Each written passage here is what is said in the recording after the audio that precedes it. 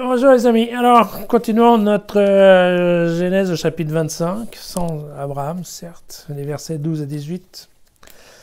Voici la famille d'Ismaël, le fils d'Abraham, celui que donna à Abraham Agar, l'égyptienne, servante de Sarah. Voici les noms des fils d'Ismaël, leurs noms selon leur famille. Nebaïot, l'aîné d'Ismaël, Kédar, Adbeel, Mivzam, Mijma, Douma et Massa, Hadad, Tema, Yetour, Naphish et Kedma. Ce sont eux les fils d'Ismaël.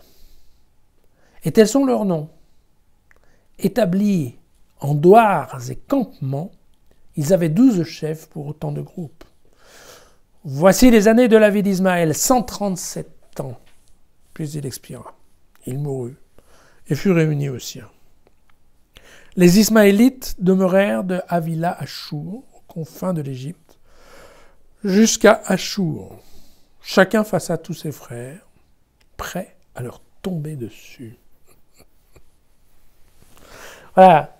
Donc on est toujours dans la version originale de la Genèse, qui nous donne une généalogie complète des descendants d'Ismaël. Alors, sachant qu'effectivement, on a retrouvé la plupart des noms dans des annales assyriennes, donc dans des textes anciens qui n'avaient rien à voir, et en effet, ces noms-là sont les noms plus ou moins rattachables à des tribus de bédouins, enfin, de nomades, qui étaient plutôt, effectivement, dans les pays arabes, sachant que,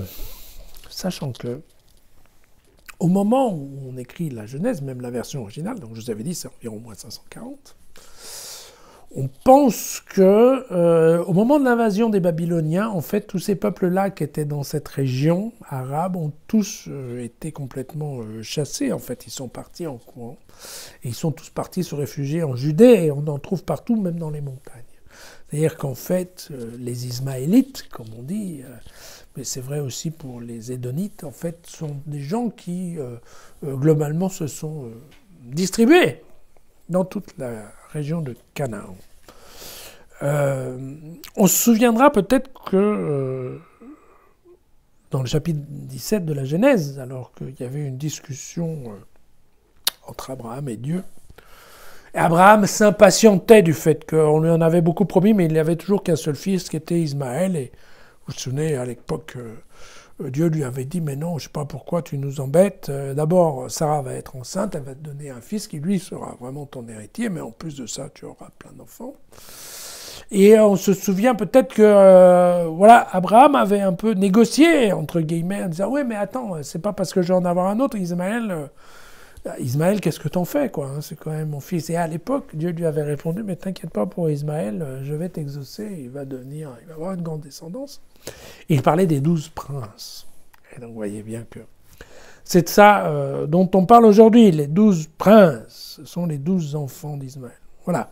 Comme quoi, si on prend soin de ne pas mélanger les différentes versions, les différentes couches, comme disent les spécialistes de la Genèse, c'est quand même un texte qui, globalement, en tout cas le texte sacerdotal, lui, garde une certaine cohésion, puisqu'on reprend bien au chapitre 25 ce qu'on avait dit au chapitre 17.